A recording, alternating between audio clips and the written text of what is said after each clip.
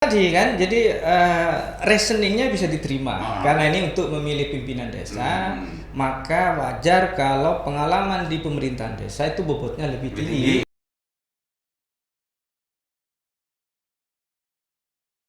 Prinsip-prinsip keadilan. Nah makanya kemudian scoring yang periode sekarang pilkada sekarang ini dengan yang sebelumnya berbeda. Sangat berbeda. Iya. Dan kecenderungannya prinsip-prinsip keadilan itu tidak ada di sekarang. Di sisi mana? Di scoring yang mana?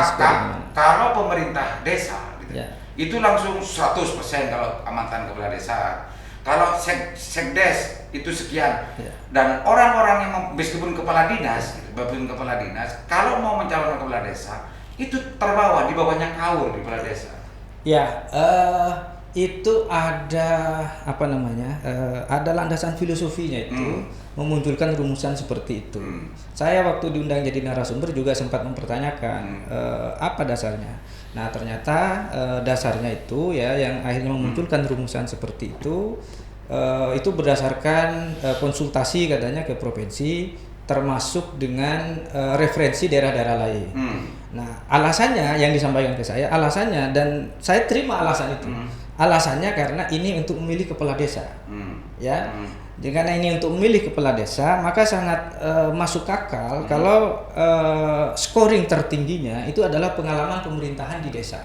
Karena untuk memilih kepala desa, bukan untuk memilih bupati atau untuk memilih kepala dinas begitu. Kalau orang reasoningnya seperti itu. Kalau orang biasa Pak Dokter, bukan orang hukum, itu sangat kental dan 80% apologetik gitu. Kalau bukan orang hukum, tapi kalau orang hukum bisa itu dimaklumi karena punya reasoning, punya filosofi dan segala macamnya. Tapi banyak orang di situ justru akan merasakan di sini adalah suatu asas keadilan tidak ada. Gitu. Apalagi memang kalau urusan pilkadesan ini kan sama-sama tahu Pak Dokter kan seperti itu. Sehingga open legal policy, ini mulai mau pinter saya. Delegasi itu yang diberikan kepada Pak Bupati. Ini cenderung sewenang-wenang kalau seperti ini. Tapi ini perspektif yang barusan muncul dari saya. Kan namanya Pak Dokter gimana Pak? Ya itu tadi kan. Jadi reasoningnya bisa diterima karena ini untuk memilih pimpinan desa, maka wajar kalau pengalaman di pemerintahan desa itu bobotnya lebih tinggi dari pengalaman di pemerintahan lain. Sama dengan misalnya calon direksi suatu BUMN misalnya atau direksi suatu BUMD. Bobot pengalaman tertingginya itu adalah mengelola BUMN atau BUMD. Iya, jadi secara reasoning oke bisa diterima. Walaupun mungkin ada banyak pihak yang merasa dirugikan, khususnya yang tidak punya pengalaman di pemerintahan desa. Pasti. Makanya kalau di Perbup yang sekarang itu kan karena reasoningnya kan ini untuk memilih kepala desa sehingga bobot penilaian tertinggi pengalaman di pemerintahan desa. Nah di pemerintahan desa itu kan ada beberapa jabatan yang berbeda-beda, ada hierarkinya. Ada kepala desa, ya kan? DPD, ada sekdes, ada BPD, nah itu kemudian dibuat secara proporsional. Bobotnya masing-masing gitu. Tapi di luar pengalaman pemerintahan desa kan tetap ada nilai. Ada, tapi di paling bawah. 60 gitu. 60. Jadi misalnya ini bupati, nggak bisa nyalon bupati lagi, mau nyalon kepala desa, dia pengalaman jadi bupatinya kalah sama kepala desa. Di situnya yang bagi orang biasa bukan orang hukum. Yang tidak masuk akal gitu. Meskipun itu secara hierarki hukum, aturan hukum boleh-boleh saja karena Pak Bupati mempunyai delegasi untuk mengatur itu dan itu tidak bisa disalahkan dan itu kewenangan yang diberikan oleh Pak yang ada pada Bupati. Meskipun itu dirasakan oleh masyarakat jelas-jelas sangat asas keadilan tidak ada di situ. Ya itu kan tergantung perspektif keadilannya. Gitu kan keadilan dengan perspektif apa? Kalau keadilan proporsional adil gitu. Karena kan proporsional loh. Untuk memilih pimpinan desa kok ya tentu kan yang lebih siap mereka yang sudah berpengalaman di pemerintahan desa kan begitu kira-kira.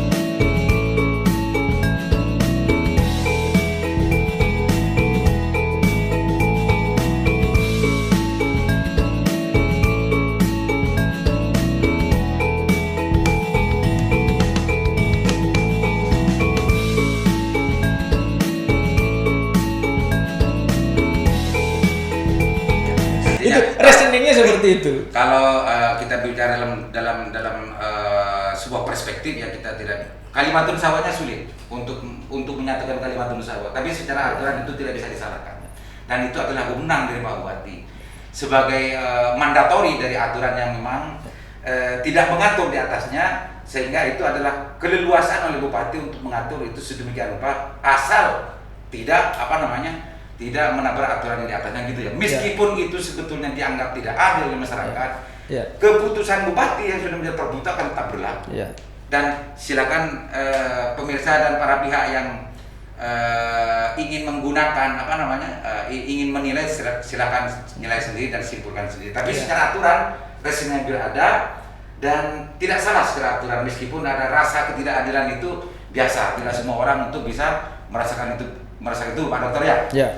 1, 2, 3 sudah terklarifikasi. Dan tapi begini Pak Aliman, tetap harus ini ditarik ke regulasi yang membatasi maksimal calon. Jadi sebenarnya tidak adilnya sudah di situ sebenarnya. Iya. Makanya di bawah ini kan memaksakan diri untuk mengatur bagaimana ketidakadilan pembatasan itu tidak tidak terlalu merugikan pihak-pihak tertentu. Enggak, maksudnya gini, ini kan ada kalau sedikit 1 putaran 2 putaran lagi. Dulu waktu Pak Dokter menjadi P2KD di periode pertama 3 gelombang itu tidak ada keluhan tentang masalah itu dari masyarakat, dan tidak ada desas-desus dan santasan dari warung-warung tentang masalah ketidakadilan tentang masalah itu. Sekarang muncul itu, dan itu sekarang ramai tentang masalah itu. Nah, mestinya kalau memang melihat dari itu, entah sekarang itu memang zamannya sudah berbeda Pak Dokter, karena konstruksi keadilan itu sudah juga terjadi sebuah perubahan. Saya kurang tahu, dan itu adalah bentuk kesadaran Pak Bupati untuk menginternalisasi itu menjadi sebuah perbuk yang diwujudkan di Perbuk nomor berapa itu yang kemarin, saya kurang tahu itu. Kenapa tidak sama dengan dulu itu? Ya itu pertanyaan itu lebih pas disampaikan ke pengambil kebijakan. Tapi begini, jadi kalau yang dulu itu memang kebetulan saya menjadi bagian yang ikut menyusun dulu perbuknya ya, yang Pilkades yang dulu itu memang pendekatannya kita pendekatannya kita dulu itu memproporsionalkan seluruh 4 unsur itu. 3 unsur plus 4 dengan uji kompetensi, dan itu maksimal nilainya dulu sama 4 begitu. 5 kalau nggak 5 apa 4 ya, saya lupa persisnya, sehingga antara unsur yang 1, 2, 3, 4 itu bobotnya sama, sehingga itu tadi, jadi benar-benar bagaimana prinsip keadilan itu diperhatikan di situ. Angkanya dulu kan poin, jadi 1, 2, 3, 4. Jadi bukan nilai yang sekarang puluhan sampai 100 itu. 100 itu ya. Nah, yang sekarang itu memang berupa nilai. Berupa nilai 10 sampai 100. Tapi itu masih proporsional juga, setiap unsur seperti itu. Di pengalaman pemerintahan 60 sampai 100. Di pendidikan dari sekian sampai sekian. Iya, persisnya saya lupa. Yang penting paling tinggi 100. Ada proporsi gitu ya. Ya, yang paling tinggi 100. Terus pengalaman sarjana. Usia juga kita kelompokkan kan sama dari nilai sekian sampai 100. Yang uji kompetensi juga dari 0 sampai 100. Jadi tetap diupayakan seproporsional mungkin. Cuma bedanya memang kalau dulu kita tidak mengklasifikasi pengalaman di pemerintahan. Yang kita klasifikasi bukan tempat dia bekerja, bukan tempat dia berpengalaman, tapi masa lamanya. Itu yang dulu kita. Dulu lama ngabdinya. Lama ngabdinya di pemerintahan. Misalnya 1 sampai 2 tahun berapa? Nilainya? Nanti 2 tahun sampai ini berapa? Kalau dulu begitu ya. Dulu, dan tidak melihat di mana dia mengabdi. Iya, yang penting dia lembaga pemerintahan. Nah, yang sekarang bisa jadi ini sebuah kemajuan bagi Perumus ya. Karena sudah mampu mengklasifikasi pengalaman di pemerintahan itu sesuai dengan lebih spesifik gitu. Sesuai dengan jabatan yang mau diisi. Nah, karena ini jabatan yang mau diisi kepala Artinya desa. Pak Dokter melihat ini adalah sebuah kemajuan gitu ya. Pak Dokter melihat ini sebuah kemajuan. Saya tadi menyampaikannya ini suatu kemajuan mungkin bagi Perumus ya. Karena kalau yang dulu belum mampu mengklasifikasi lembaga-lembaga pemerintahan, nah yang sekarang sudah bisa mengklasifikasi. Oh gitu ya. Lembaga-lembaga Kalau dulu pemerintahan. Perumus dulu belum mampu mengklasifikasi. Betul, itu betul, ya. betul. Saya tidak terpikirkan sama sekali waktu itu. Yang kita terpikirkan adalah lamanya. Pemerintahan. Sehingga kategorisasinya adalah lama pengabdiannya. Jadi dia mau berpengalaman di pemerintahan desa, mau di pemerintahan pusat, itu kita samakan dulu. Samakan semua. Kita samakan, yang membedakan hanya masa lamanya. Masalah pengabdiannya berapa? Iya. Oke. Ya. Dan kita dulu tidak berpikir karena ini mau mengisi pimpinan desa, maka sudah semestinya pengalaman di pemerintahan lebih tinggi. Nah, dulu belum sempat ke sana karena kan wajar periode pertama. trial and error gitu ya. Ini periode kedua, jadi ada Pak Dokter, sebelum selesai, Pak Dokter, dulu pengalaman Pak Dokter setelah waktu 3 gelombang, jadi periode pertama itu menjadi P2 kali di Kabupaten Bangkalan, dari persoalan ini pernah ada masalah nggak? Kenapa? Dari masalah ini, dari persoalan scoring ini, 5 calon pernah ada masalah nggak dulu? Masalah dalam hal apa maksudnya? Pernah ada nggak ke salah satu desa yang mencalonkan lebih dari 5? Oh ada ya? Ada. Dari gelombang ke gelombang selalu ada itu. Selalu ada. Ya, cuma jumlahnya aja yang berbeda. Polanya gimana kalau dulu Pak Dokter? Pola untuk dengan scoring yang dulu itu relatif bisa untuk sama-sama menerima Pak PH ya, Pak Dokter ya? Iya, jadi begini, ya namanya aturan itu kan selalu bisa disiasati. Ya. Makanya saya sebenarnya standing saya itu di posisi yang menolak pembatasan sebenarnya ya. Hanya saya berharap ada yang mengajukan judicial review. Seandainya saya memenuhi legal standing, saya ajukan itu. Cuma saya tidak memenuhi legal standing karena saya tidak ada niat untuk mencalonkan kepala desa. Karena dengan pembatasan itu akhirnya kan muncul siasat ya. Walaupun saya tidak berani memastikan, tapi isu itu kan sangat kuat ya. Bahwa ada calon kepala desa borongan begitu. Dan juga ada yang pihak penantang juga makanya itu. Siapapun bisa gitu. menggunakan itu untuk menghadang calon yang lain. Karena artinya, maksimal hanya 5. Mau menang sebelum kerja keras gitu. Betul, iya. Itu kan akhirnya tidak fair. Ya. Itu akhirnya tidak fair. Jadi Pak Dokter kepinginnya adalah dari pokok persoalannya itu adalah di PP-nya. Kalau memang PP-nya tidak berikan ruang semacam itu, mestinya tidak semacam itu ya. Betul. Dan saya ada kajian hukum terkait dengan pengaturan PP itu. Itu inkonstitusional itu ketentuan pembatasan. Iya. Menurut Pak Dokter ya. Iya, dan itu penelitian disertasi saya itu. Ya, yang sudah diloloskan. Jangan-jangan nanti masuk ke MK kalah juga kan sekarang begitu Pak Dokter. Penguji saya itu juga ada 2 mantan hakim konstitusi loh ya, penguji disertasi saya. Enggak, maksud saya inkonstitusionalnya begini. Jadi di pasal 28J ya kalau enggak salah UUD 45 itu kan hak asasi manusia itu hanya dapat dibatasi hanya dengan 2 hal. Pertama oleh hak asasi orang lain, yang kedua oleh undang-undang. Jadi undang-undang yang bisa membatasi hak asasi manusia. Nah, mencalonkan diri dalam pemilihan umum ya, termasuk dalam pemilihan kepala desa, itu kan bagian dari hak asasi manusia, hak politik hak asasi manusia, iya. Dan itu kan hanya bisa dibatasi oleh undang-undang. Lah ini PP loh yang membatasi. Undang-undang nggak mengatur. Undang-undang itu hanya membatasi minimal 2 calon. Undang-undang tidak membatasi maksimal 5 calon. Ini enaknya kalau bicara dengan dokter.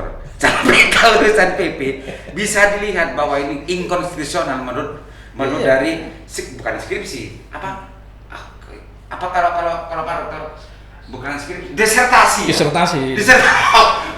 Maklum Pak Dokter, kalau S1 kan begitu.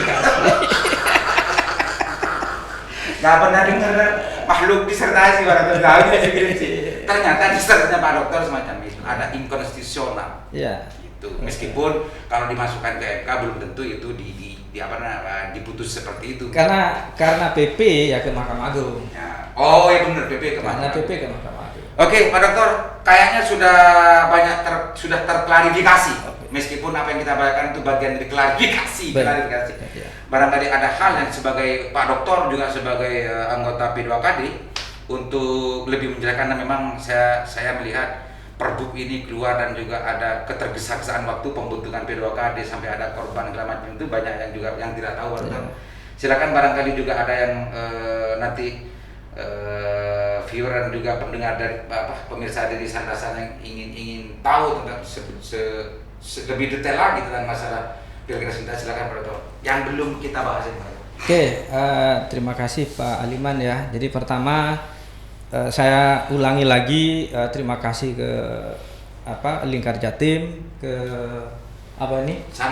Sandrasan ya, podcast Sandrasan ya, karena sudah membantu panitia kabupaten untuk sosialisasi regulasi yang berkaitan dengan pilkada.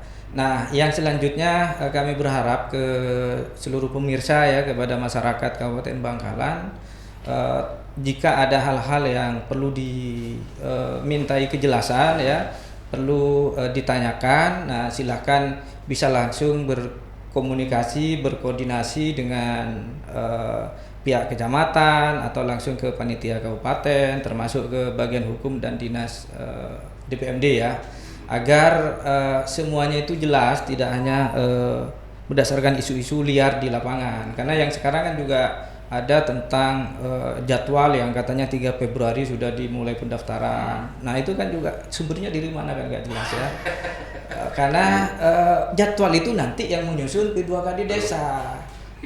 Panitia kabupaten itu hanya menyusun pedoman saja. Memfasilitasi. Iya, jadi hanya menyusun pedoman untuk dijadikan dasar oleh P2KD desa dalam menyusun jadwal di desanya masing-masing. Nah, apakah nanti semua tahapan itu sama di seluruh desa atau hanya hari-hanya yang sama? Nah, itu nanti tentu sifatnya situasional. Yang jelas kalau hari H sama, karena kalau hari H itu yang menetapkan bupati.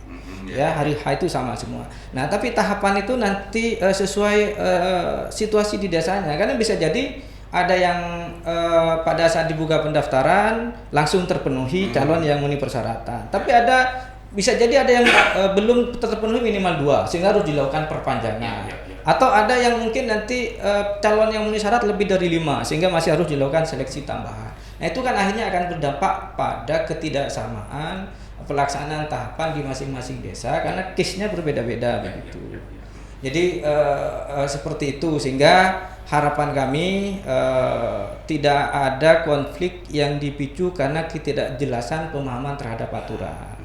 Nah, yang paling penting kami berharap kepada stakeholder desa ya, baik kepala desa, BPD dan pihak-pihak lain termasuk para kandidat yang mau mencalonkan diri untuk menahan diri ya, pembentukan P2KD itu kewenangan BPD ya. Jadi pembentukan P2KD itu kewenangan BPD sepenuhnya. Ya, nah bagaimana BPD memproses, silahkan sesuaikan dengan kebutuhan di masing-masing desanya. Yang penting kedepankan aturan, kedepankan kedamaian ya, jangan sampai memicu konflik. Yang penting pokoknya calon panitia kepala desa itu harus secara normatif memenuhi persyaratan yang sudah dipersyaratkan baik di Permendagri, Perda maupun Perbu. Bagaimana prosesnya ya, karena kan macam-macam itu di desa. Ada yang murni BPD tapi ada yang mengakomodasi dari para kandidat begitu. Nah, itu ranah sepenuhnya BPD. Yang penting secara normatif harus memenuhi syarat. Ya, dan yang terpenting jangan kedepankan emosi ya. Ya, jadi kepala desa itu bukan segalanya. Ya, itu kan hanya salah satu media untuk mengabdi kepada masyarakat. Tentang seleksi tambahan yang dilakukan oleh P2KD desa. Oh, seleksi tambahan yang ini. Yang kalau ada bersama gitu ya. Iya. Oh, silakan. Jadi kan misalnya calon lebih dari 5 ya, itu kan panitia melakukan seleksi tambahan. Seleksi tambahannya itu berupa scoring ya, pengalaman pendidikan, pengalaman bekerja di pemerintahan, usia, sama tambahan uji kompetensi. Nah, dikala ini sudah dilakukan, ya ini kan dalam rangka untuk menentukan peringkat 1 sampai 5, ya, karena yang mau diambil kan 5. Nah, dikala ini sudah dilakukan, kemudian ternyata ada peringkat 5-nya itu melebihi dari 1, karena nilainya sama misalnya. Jadi 1 sampai 4 sama oke. Tapi 5-nya kok ada 2, nilainya kok sama. Berarti kan tidak bisa ditentukan peringkat kelimanya siapa. Nah, itu di Perbuk memang diamanahkan ke P2KD untuk melakukan seleksi tambahan. Ya kan? Yaitu dengan membuat soal sudah di Perbuk itu. Nah, cuma itu tidak murni P2KD. P2KD juga dapat meminta bantuan panitia kabupaten jika P2KD tidak mampu melakukan sendiri. Jadi P2KD minta bantuan kabupaten, dan itu pun menurut saya kecil sekali terjadi seperti itu. Iya, pengalaman yang lalu nggak terjadi itu. Jadi kalau sudah seleksi tambahan sudah menghasilkan 5. Artinya itu cuma untuk menyiapkan sesuatu yang tidak terjadi meskipun kecil sekali untuk terjadi. Iya. Tapi penjelasannya seperti itu Pak Dokter ya. Betul. Artinya tidak ansih menjadi kewenangan dari P2KD, cuma P2KD kalau memang tidak mampu atau tidak bisa untuk melakukan seleksi tambahannya itu bisa difasilitasi oleh TFPKD. Itu benar. Betul. Terima kasih banyak atas penjelasan yang lebih jelas lagi, dan mudah-mudahan ini juga memberi tambahan kepada masyarakat Bangkalan yang terutama ya, desa-desa dan masyarakat terkait baik calon, pendukung dan segala macamnya untuk berhati-hati dan juga untuk memahami, dan jangan malu-malu untuk berkonsultasi kepada pihak-pihak terkait, khususnya kepada panitia TFPKD kabupaten, agar semuanya bisa jelas dan bisa utuh, agar tidak ada pemahaman yang liar. Itu Pak Dokter ya. Baik. Mudah-mudahan. Assalamualaikum warahmatullahi wabarakatuh. Waalaikumsalam warahmatullahi wabarakatuh.